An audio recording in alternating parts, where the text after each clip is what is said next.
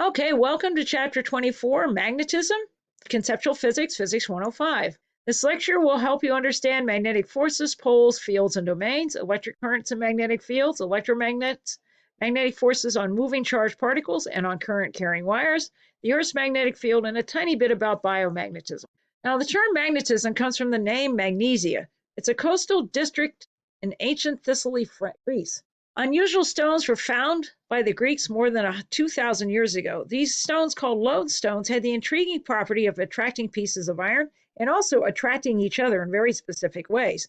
The magnets were first actually used, they were fashioned into compasses and used for navigation by the Chinese in the 12th century, although nobody understood how they worked. We still don't fully understand how it works. Now, the force between any two charged particles depends on the magnitude of the charge on each and their distance separation, and this is specified in Coulomb's law. But Coulomb's law is only half of the story, half of the electromagnetic story. When the charged particles are moving with respect to each other, the force between electrically charged particles depends also in a complicated way on their motion. Now notice, moving with respect to each other. This is relativity. There is a force due to the motion of the charged particles that we call the magnetic force, and it's a relative motion. So the magnetic force between a pair of magnets, there's a force of attraction or repulsion between a pair of magnets that will depend on which end of the magnet is held near the other. It's a behavior similar to electrical forces. The strength of the interaction depends upon the strength of the magnets and inversely on the square of the distance between the two magnets. It's kind of like Coulomb's law, very much like that. All magnets have poles. The poles give rise to the magnetic force. There are two types of magnetic poles that can interact with each other. There's a north pole. The north pole is the north-seeking pole. It's attracted to the north pole of the Earth. That's where Santa Claus lives. The south pole is the south-seeking pole. That's attracted to the Earth's south pole. That's where the penguins live. All magnets have a north and south pole or pairs of north and south poles. The rules for magnetic forces between magnetic poles are like the rules for the ones between charged particles. Like poles repel, opposite attract. In all magnets, you cannot have one pole without the other. All magnets have an even number of poles. The simplest magnet has one south pole and one north pole. You never find a single pole. A single pole would be a magnetic monopole. And no single pole is known to exist. They always come in pairs. And they always come in pairs of north and south. Examples, a simple bar magnet has poles at two ends. The simplest magnet is just two poles, one north and one south. If you bend this bar magnet like this, you make a horseshoe magnet. Again, you have poles at the end. But the sun has an extremely complicated magnetic field with up to 1 million poles. If it has 1 million poles, it's got 500,000 south poles and 500,000 north poles. A weak and strong magnet repel each other. The greater repelling force is, don't fall for this. Remember Newton's third law? People fall for this every semester. Please don't do that. You can't forget the past in this class. Now, magnetic fields are regions of magnetic influence surrounding the magnetic poles. They're actually alterations in space caused by the magnetic forces. They are produced by motions of electric charges inside atoms for permanent magnets or by currents in wires for electromagnets. We'll talk more about this later. The shape of these magnetic fields is revealed by these lines, we call these magnetic field lines, that extend from one pole to the other. By convention, the direction is out of the North Pole and into the South Pole when you're outside the magnet, but the lines never cross and they've always formed closed loops. So they continue inside the magnet from the South to the North Pole to complete the loop. Now, magnetic fields have a strength that's indicated by the closeness of the lines. Where the lines are close together, like near these poles, you have a strong magnetic field. Where the lines are further apart, you have a weak magnetic field. The direction is indicated by the line's direction. You probably can't see this, but there's little arrows on this that are going from this direction to that direction, outside and then inside from the south to the north. Magnetic fields are produced by two types of electron motion, electron spin. This is the main contributor to magnetism. Pairs of electrons spinning, electrons always go in pairs if they can. Pairs of electrons that spin in the same direction would create a stronger magnet. If they spin in opposite direction, they cancel each other. So the magnetic field gets very weak or non-existent. An electron, the other way you can get magnetic fields, electron revolution about the nucleus. Now, both of these are quantum mechanical ideas. Please don't take spin or revolution too literally. Now, neutrons and protons can also produce magnetic fields, but they're more than 1,000 times weaker than those produced by electrons because they're 1,000 times more mass. The source of all magnetism is Actually, it's all moving charges, but you can also say that it's electrons rotating around an atomic nucleus. That's a moving charge, and spinning is another type of moving charge. Some sort of movement. Where magnetic field lines are more dense, the field will be stronger. Now, magnetic domains are magnetized clusters of magnetically aligned atoms, usually in the crystals of iron. Okay, inside an iron bar, there's crystalline structure inside of that. And these atoms will line up inside these crystals. Permanent magnets are made by aligning the domains. How do you align the domains? Well, you place pieces of iron or similar magnetic fields, magnetic materials, which are called ferromagnetic materials, in a strong magnetic field. Eventually, what happens is the ones that are pointing in the wrong direction will turn around, and the ones that are pointing in the right direction will gain in strength. You can also stroke a ferrous material with a magnet to align the domains, or you can run a strong current through the ferrous material. In unmagnetized iron, the domains are aligned every which way, so they don't line up with each other, so they cancel out. If you put a strong magnetic field on this, magnetic domains will start to align. And when they do, their effects will add up and the magnet will get stronger. But eventually, all the domains are aligned and the magnet cannot be made stronger. This is called saturation because you can't make it any stronger than saturation. If you break a magnet in half, you wind up with two equally strong magnets, one with a north and south pole and the other one with a north and south pole. Now, the difference between a permanent magnet and a temporary magnet. In reality, there's no such thing as a permanent magnet, but we call it that. A permanent magnet occurs when you have alignment of domains that remains once the external magnetic field is removed. But remember, you can destroy a permanent magnet. A temporary magnet that aligns the domains return to the random arrangement once the external magnetic field is removed. And any piece of iron in a strong magnetic field can be magnetically induced to become a temporary magnet until the magnetic field is removed. This is how come a magnet can pick up paper clips. A magnet will induce a magnetic field in the paper clip that will attract the paper clip to the magnet. Any permanent magnet can be demagnetized by heating it past the Curie temperature, banging it or dropping it, doing anything that will disrupt the alignment of domains. When you heat something up, the atoms start moving around very rapidly and they don't retain their alignment because they're jiggling too fast. You bang it or drop it, you jiggle the atoms. Anything that will disrupt the alignment of domains will destroy a permanent magnet. Now, there's a connection between electricity and magnetism. We call the connection electromagnetism. A magnetic field forms a pattern of concentric circles around a current-carrying wire. The pattern is only there if the current is on. The minute you turn off the current, the pattern disappears. When the current reverses direction, the direction of the field lines reverses. And we're going to find out that a changing magnetic field induces a changing electric field, and a changing electric field induces a changing magnetic field, and that's called electromagnetic theory. So we're right on our cusp of it doing that. So what happens when you turn on a current inside a wire? All the compass needles will line up, or the little iron filings will line up, and they'll line up along the magnetic field lines that circle this wire. Now, this is the wire by itself. If you take the wire and form it into a loop, you can see that all the fields inside the loop add up. Here's a view of that from the side. If you form multiple loops and you pack them very closely, that's a coil, you end up multiplying the effect. So it makes the field stronger and stronger. The more loops you have, the stronger it gets for a given current. A current-carrying coil of wire is called an electromagnet. The strength of electromagnet is increased by increasing the current through the coil, increasing the number of turns in the coil, putting iron, which is a ferrous material, into the coil, in the side here. The magnetic domains in the iron core will become magnetically induced into alignment, which will add to the field. And here you can see, here's the magnetic field around a current-carrying wire. Here's a loop, and you can see it goes around this way. And here's a bunch of loops. You can see it runs down the center and continues around the outside. And this kind of reminds you of a bar magnet, doesn't it? It looks the same because it is the same type of magnetic field.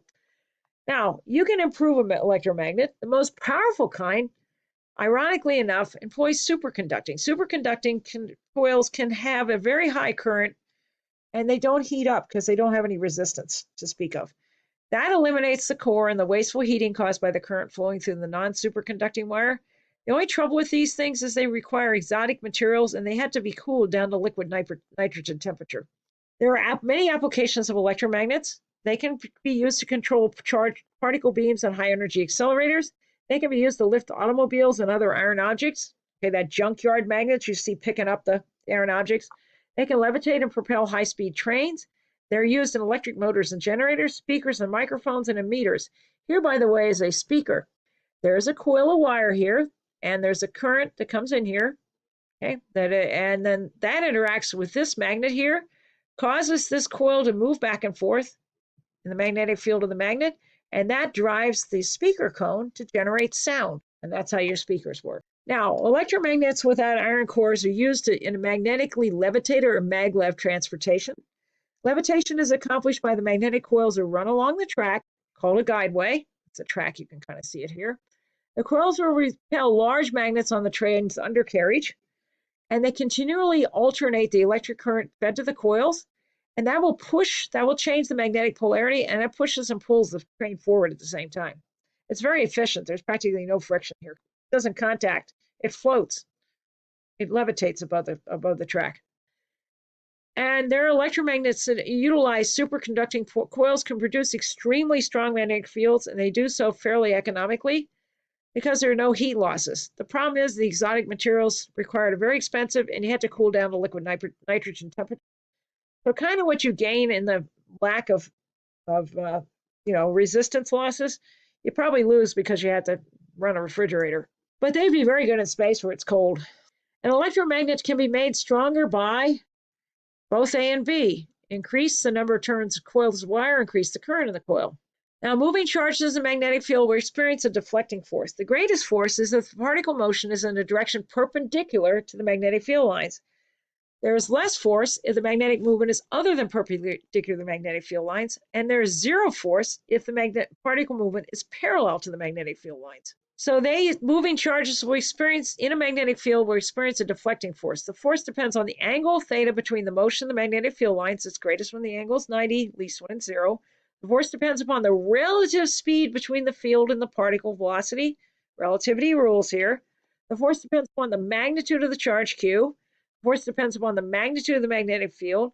And if you want to have the formula, like some people do, F equals Q V B sine theta. Q is the charge magnitude, V is the velocity, B is the magnetic field, and this determines how the alignment is between the magnetic field and the velocity. Force can be exerted on a current carrying wire, because inside the wire there's moving charges. So moving charges in the magnetic field experience a deflecting force. The force is always perpendicular to the field in the particle motion. The force is reversed if the motion of the charges is reversed. The force is reversed if the magnetic field direction is reversed. The force is reversed if the sign of the charges on the moving particles is changed. So in other words, positive to negative, or negative to positive. Force magnitude depends on the speed of the charges, the direction of their motion relative to the magnetic field, the strength of the charges, and the strength of the field. And F equals Q V B sine theta, where theta is the angle between V and the field lines. But force cannot change the speed or kinetic energy of a particle. It can only change their direction. That's because the force is always perpendicular to the particle motion. The reason that an electron moving in a magnetic field doesn't pick up speed is that the magnetic force is always perpendicular to the motion. Magnetic field cannot do work on the charged particle. Okay, it can't change its speed. It can change its direction. The magnetic force on a moved charged particle can change the particle's direction only. And of course, that's because the magnetic force is perpendicular to direction of motion, so there's no component of the force in the direction of motion. Speed is not affected by magnetic fields. In order to change the speed of a charged particle, you can use an electric field. Magnetic forces on current carrying wires. The current of charged particles moving through a magnetic field will experience a deflecting force because it's charged particles and they're moving relative to the magnetic field. The direction of the force will be perpendicular to both magnetic field lines and the current through the wire. In other words, it'll be perpendicular to the wire. The force is strongest when the current is perpendicular to magnetic field lines. The force is zero when the current is parallel to magnetic field lines. So here we have a current carrying wire in a magnetic field. If the current's going this way, you turn it on. This will tend to deflect this current carrying wire up. Remember, the magnetic field lines are between the poles here, so it's perpendicular direction of magnetic field lines and perpendicular direction of the current. So the force is mutually perpendicular to the current of the wire and the direction of magnetic field lines. If instead you reverse the current, the force will deflect in the opposite direction. Now, this can be used in various things. One of the things it can be used in is old-fashioned electric meters. So, for example, you have a coil here, a magnetic field. You run a current that you're trying to detect or measure through the coil. We always represent the coil with one turn. Usually they have many turns. The coil is attached to a spindle here, which also attached to a spring. The spring will resist the coil's motion in the magnetic field. And there's a pointer attached to this with a scale for measuring things, for actually quantifying it. So what goes on here is the current will react with the magnetic field, creating a force. The spring will force in the coil. The spring will oppose the force. Increasing the current increases the force, which will deflect the pointer further. And this is calibrated to show the amount and direction of the current or voltage. A galvanometer is a current indicating device named after Luigi Galvani. It's called an ammeter when it's calibrated to measure current in amperes. It's called a voltmeter when it's calibrated to measure electric potential in volts. Now, an electric motor takes that idea further. It's a current-carrying coil rotating in a magnetic field, not just deflecting. It's different from a galvanometer in that each time the coil makes a half rotation, the direction of the current changes in a cyclic fashion to produce continuous rotation. Otherwise, this would just stop. It converts electrical energy into mechanical energy. An electric generator is a wire coil rotating in a magnetic field. The coil motion of the magnetic field accelerates charges in the wire, produces an electric current in the coil, which comes out at the output. Converts mechanical energy into electrical energy, so it's the opposite of the motor. The motor and the generator are the same machine run in reverse. And our Gen Cons, if you remember those from the lab, those little hand crank things, those can be used as generators or alternators. A motor and a generator are similar devices, just run in reverse. Now, the Earth itself is a huge magnet. Magnetic poles of the Earth are widely separated from the geographic poles. In other words, it doesn't go through the rotation axis. You can see there's an offset here. Here's the magnetic axis. Here's the rotation axis. The magnetic field of the Earth is not due to a giant magnet in its interior. It's due to electric currents in the interior. And in fact, the interior is way too hot. It's above the Curie temperature. You can't have a permanent magnet. Most Earth scientists think that moving charges looping around within the molten part of the Earth create the magnetic field. And the Earth's magnetic field reverses direction periodically. It's had 20 reversals in the last 5 million years. Now, the Earth is actually a shooting gallery of charged particles called cosmic rays. Cosmic radiation is hazardous to astronauts. Cosmic rays are deflected away from the Earth by the Earth's magnetic field. Some of them are trapped in the outer reaches of the Earth's magnetic field and make up the Van Allen radiation belt. The Earth's magnetic field will protect us from the solar wind and from the cosmic rays. Storms on the sun hurl charged particles out in huge fountains called coronal mass ejections. Many of these fountains of charged particles as a plasma pass near the Earth and are trapped by the Earth's magnetic field. And when a moving charged particle gets trapped by the Earth's magnetic field, it corkscrews in a spiral fashion around the magnetic field lines. And these things will bounce between the poles high above the Earth's atmosphere. Particles get funneled by the field into the poles, and this allows the ions to dip into the upper atmosphere. The upper atmosphere has rarefied gases up there, and the gases can be excited by these particles, these charged particles, causes them to glow like a fluorescent light. And this is the beautiful aurora borealis and the aurora australis, the northern and southern lights. If you ever get a chance to see these, go someplace away from the city, look to the north. They're absolutely gorgeous. I've seen these. These are wonderful. And they're indications that the Earth's magnetic field is protecting us from the sun. Now, it's kind of ironic. I also teach astronomy here. The iron core of the Earth, which generates our magnetic field, is produced by iron. Iron is made in dying stars. Iron actually kills supergiant stars. When the star makes iron, it can't generate energy to hold itself up against the crushing grip of gravity, because these are huge stars. They've got a lot of gravity. And when that happens, when the core can no longer hold itself up, the iron core collapses catastrophically. The star explodes as a supernova, blasting all the materials it made during its life, including the materials in you, your carbon, your oxygen, your nitrogen, your magnesium, your calcium, and some of that iron, which is also in your blood. You have 3 grams of iron in your body. All of that gets blasted out into space. Now, that iron some of it wound up in the solar nebula, out of which the solar system was formed, including the Earth, and including the core of the Earth, which protects us from these cosmic rays that come from current day supernovas. So I think it's sort of cool. I think that's always sort of the yin and yang of the universe. The iron core is made in supernovas, and it generates a magnetic field that protects us from the particles generated by supernovas. Now, for magnets, like poles repel each other, and unlike poles will attract. The source of all magnetism is the motion of electrons or charges. Now, this is also true for electrons moving in a beam or electrons spinning or orbiting in the nuclei of atoms, such as iron. It's true for any moving charged particles, electrons, ions, protons, or positrons. But you have to have relative motion. They have to have a charge. And motion has to be in the proper direction. A strong magnet lifts a paper clip. Compared to the force the magnet exerts on the clip, the force the clip exerts on the magnet is, well, this is Newton's third law again. It's the same. Don't fall for this. A magnet A has twice the field strength of magnet B. When brought close together, the magnet that pulls harder on the other one is, again, Newton's third law. Don't fall for this. They're equal and opposite. Surrounding moving electric charges are both electric fields and magnetic fields.